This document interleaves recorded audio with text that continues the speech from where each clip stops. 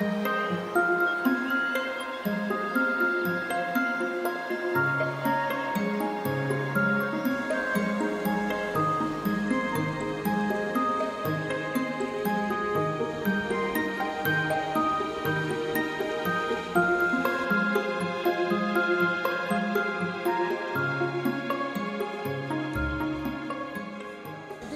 à tous, moi je m'appelle Laura, je suis éducatrice à l'environnement dans une association qui s'appelle DOL Environnement.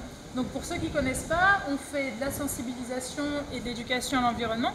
On a une grosse partie de notre travail qui est de l'expertise naturaliste, des inventaires naturalistes, et on est en capacité, si vous voulez, de demander le classement d'un site, la protection d'un site ou pas, en fonction de la faune ou de la flore présente. Ok ? Donc là, cet après-midi, on va faire une petite balade de 2 heures sur la découverte de la biodiversité en ville. Donc la biodiversité, vous êtes au clair avec la définition? Biodiversité, la diversité du vivant. Et ici, ça va être notamment les espèces surtout sauvages. Et on a une grosse entrée faune à Dole, puisqu'on a des espèces très emblématiques, telles que le faucon pèlerin. Alors je crois que vous avez énormément de chance.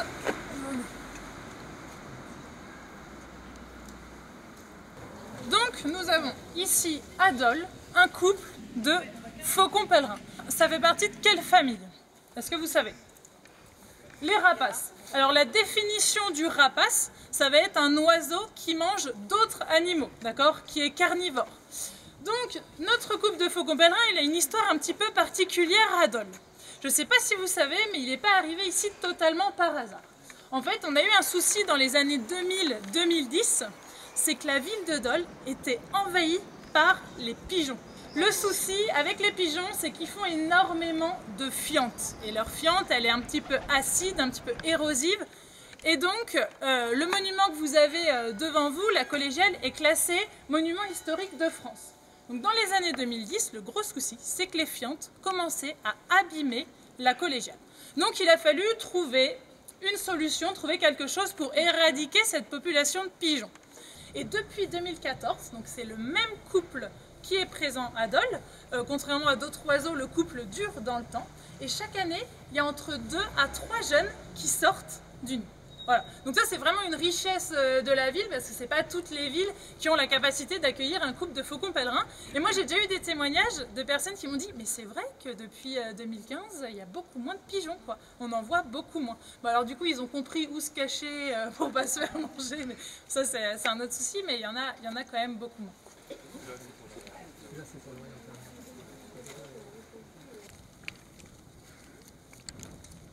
La biodiversité urbaine, ça va être donc par définition la diversité du vivant, donc en ville. Donc ici, vous allez avoir des espèces assez emblématiques comme le faucon pèlerin ou beaucoup d'espèces d'oiseaux notamment qui sont très visibles. Mais vous avez aussi les invisibles, tout ce qui est les insectes, les plantes sauvages, dites mauvaises herbes. Et vous allez avoir aussi dans la diversité du vivant toutes les plantes qui sont ornementales, qui sont là pour embellir la ville, mais qui elles ne sont pas des espèces sauvages. Sur Dole, on a répertorié 1100 espèces. Sur ces 1100 espèces, vous allez avoir 200 espèces qui sont protégées, une centaine d'espèces d'oiseaux, mais sinon la majorité, ça va être des insectes et des végétaux.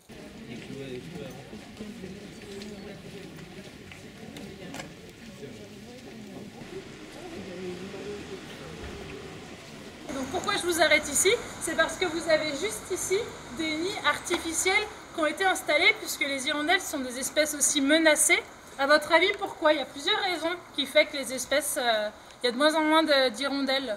Première chose, destruction des nids, notamment à cause des fientes qui posent pas mal de soucis aux habitants. Les chats, c'est des sacrés prédateurs, que ce soit sur tout ce qui est petits passereaux, oiseaux, mais aussi reptiles, amphibiens.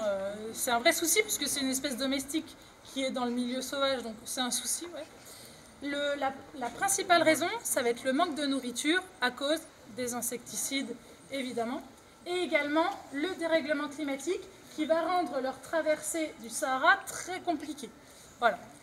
Donc ça, c'est vraiment les menaces principales des hirondelles. Bon, je vous remercie beaucoup pour cette balade, c'était sympa malgré la pluie, on a vu des choses, on a passé un bon moment. Depuis mon enfance, j'ai toujours été passionné par les poissons, par les oiseaux, etc. Je fais partie de la Société d'histoire naturelle de Champagnole, j'organise des sorties par exemple. J'ai des amis qui sont ornithologues, donc on discute de nos observations.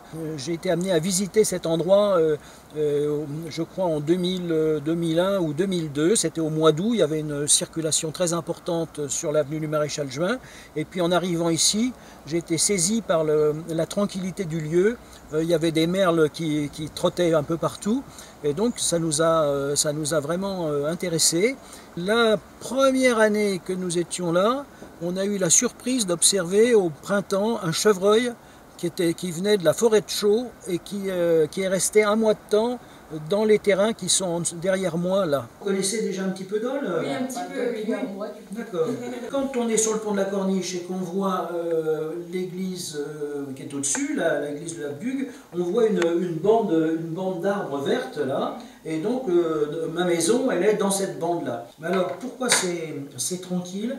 Parce que en dessous de chez nous là, il y a une ancienne voie ferrée, qui s'appelle la voie Jules Grévy.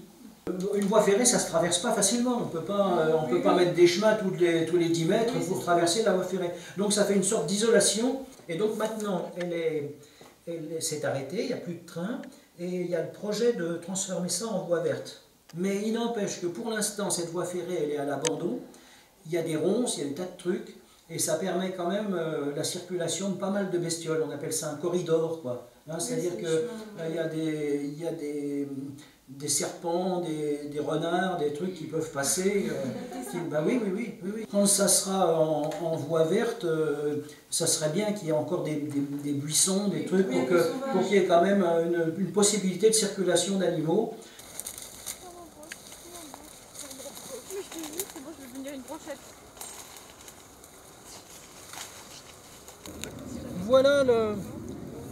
Voilà comment se prolonge le terrain, avec beaucoup de cerisiers sauvages, avec plusieurs espèces de vignes dont certaines donnent des très bons raisins, hein, mais c'est une jungle à peu près complète, hein, donc c'est grand, hein, c'est grand. Par exemple ici on a une pousse de ce qu'on pourrait appeler des mauvaises herbes, hein, c'est une variété de sureau, c'est des yèbles. Et donc ces yèbles, je les laisse parce que ça fait des baies qui sont consommées par les oiseaux l'hiver. Le centre-ville de Dole, il est là-bas. On voit depuis chez moi, depuis un peu au-dessus, on voit la collégiale très bien, on voit l'immeuble Le Mont Blanc, on voit etc. Le quartier, la fameuse voie ferrée, elle est en dessous, qui isole cette zone-là du reste de Dole. Enfin, et donc c'est une des explications sur la tranquillité qui est demeurée dans cet endroit.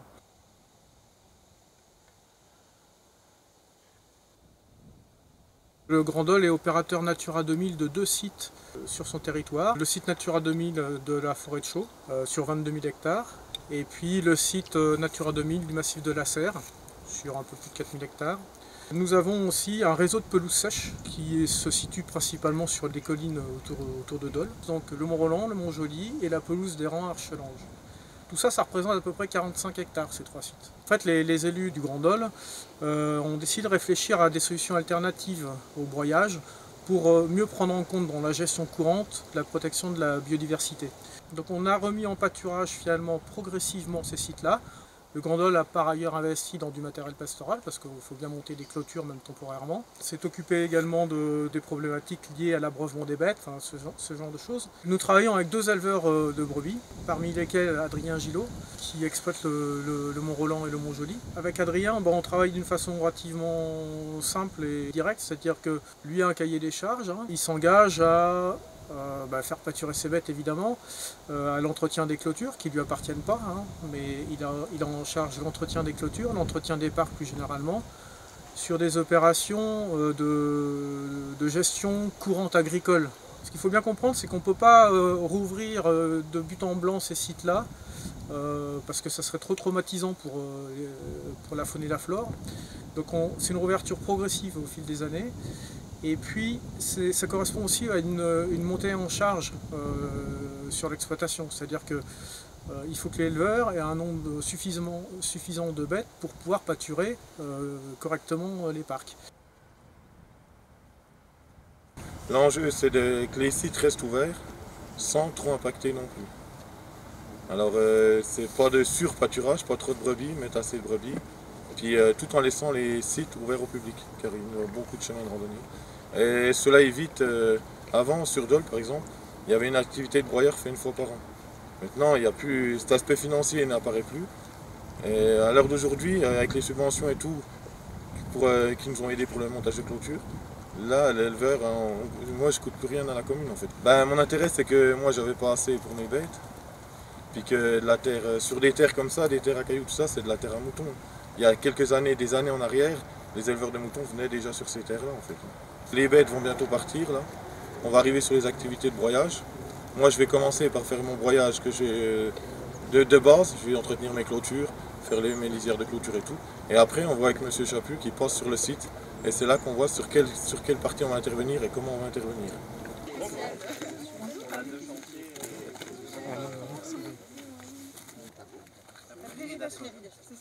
Donc on se trouve ici à l'entrée physique de la réserve du Girard. La réserve de l'île du Girard, c'est une réserve nationale. On a deux types de réserves en France, on a des réserves régionales et des réserves nationales. Tout ça, c'est géré par l'État et c'est mis en cogestion avec différents organismes. Elle nous assure des financements. Pour de l'environnement, c'est 1,3 équivalent temps plein. Vous l'aurez peut-être deviné, moi je suis le 0,3. Je ne suis pas le 1, puisque je travaille en même temps sur de l'environnement. Et mon collègue Frédéric Topin est conservateur de la réserve à temps plein. Donc c'est moi qui vous fais la visite aujourd'hui. Et on va visiter cette réserve naturelle nationale qui est une réserve alluviale. Donc c'est une réserve qui est en bordure de cours d'eau. On a le Doubs qui passe sur ce côté là-bas. Et puis on a un autre bras du Doubs, un ancien bras du Doubs, qu'on appelle aujourd'hui le Vieux Doubs, qui passe ici et qui s'écoule sur la droite de la petite digue d'entrée. Réserve alluviale dit zone inondable. Vous avez ici une règle qui nous indique en fait le niveau d'eau par rapport au niveau de la digue. Et le petit taquet jaune orangé que vous voyez à 60 cm au-dessus du niveau zéro, c'est le résultat de la crue de 2016 qui n'a pas été dépassée depuis. La quasi-totalité de la réserve était immergée. Vous allez voir, à part la digue sur laquelle on va évoluer, on avait vraiment de l'eau partout. Donc on va rentrer sur la réserve. Pour vous faire l'historique, la réserve de l'île du Girard, elle a été créée en 1982. Et elle est gérée par Dole Environnement depuis 1998. Et l'histoire de ce site, donc certains connaissent sous le nom des Goubeaux. Alors les Goubeaux, c'est pas la totalité de la réserve, hein, c'est plutôt ce secteur-là qui se trouve du côté de Raon-Parcé et de la Loue. Hein, c'est ce secteur. Mais le reste de la réserve, avant d'être réserve, a été impacté par de lourds travaux dans les années 60, entre 60 et 64 à peu près. Ce cours du Doubs là n'existait pas. Il faut vous imaginer qu'à l'époque, ici on avait de la terre et on avait des méandres, de la Cloge et de la Loue, et que le Doubs, le cours principal, se passait ici. Sur ce qu'on appelle aujourd'hui le Vieux Doubs. Le Vieux Doubs est aujourd'hui alimenté par les crues comme aujourd'hui. On voit bien que l'eau passe et réalimente en eau les bras morts. Donc on a vraiment modifié le paysage avec des conséquences écologiques, des conséquences négatives principalement, puisque l'objectif principal c'était de mettre en sécurité les habitations et les cultures, et on s'est rendu compte qu'en faisant un bras linéaire, on a vraiment une modification du paysage et des écosystèmes.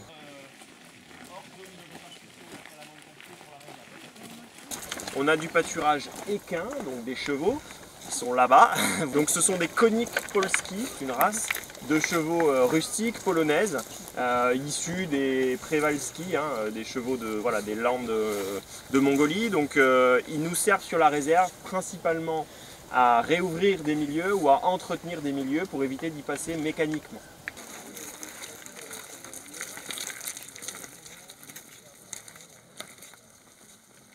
On se retrouve ici au bout de la digue. Avant, la digue faisait 450 mètres de plus, pour ceux qui la connaissent hein, à l'époque. Et aujourd'hui, elle s'arrête ici. On a ce qu'on appelle cette plateforme ici. Vous avez le panneau là-bas qu'on ira probablement voir après, où je vous laisserai le découvrir. Mais c'est l'explicatif des travaux qui ont eu lieu sur la confluence d'Oulou. Donc des travaux qui ont coûté 746 000 € hors taxe pour la totalité du désenrochement et l'enlèvement de la digue d'entonnement du Girard. Donc c'est quand même des travaux assez importants hein, qui ont eu dès leur moitié de réalisation des effets positifs sur la biodiversité. On a tout enlevé, pour retrouver ce qu'on appelle une zone d'expansion de crue.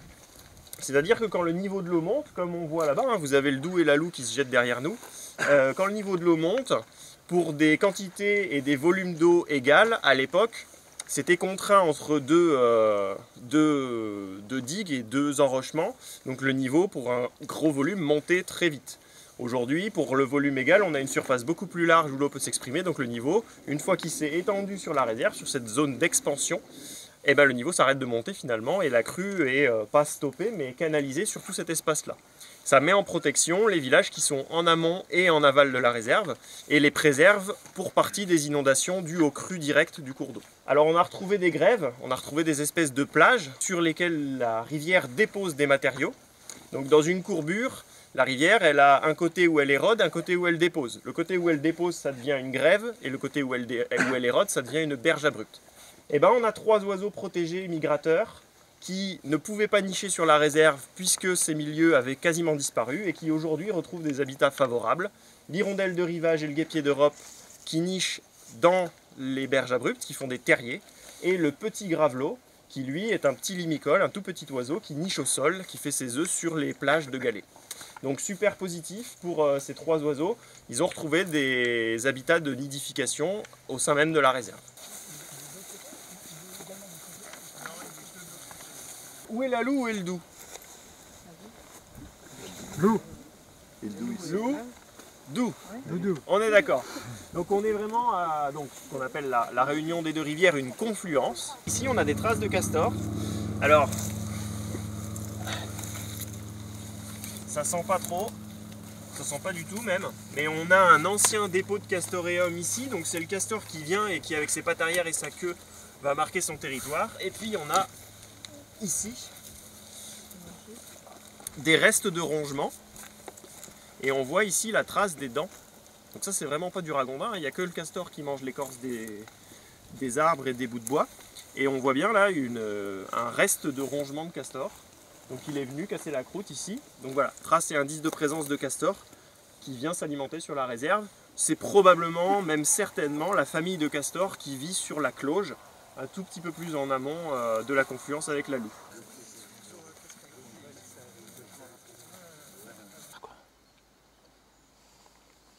Il y a un réel impact des zones urbaines à proximité de la réserve, même si celle-ci peut sembler un peu isolée puisqu'à distance de grandes agglomérations.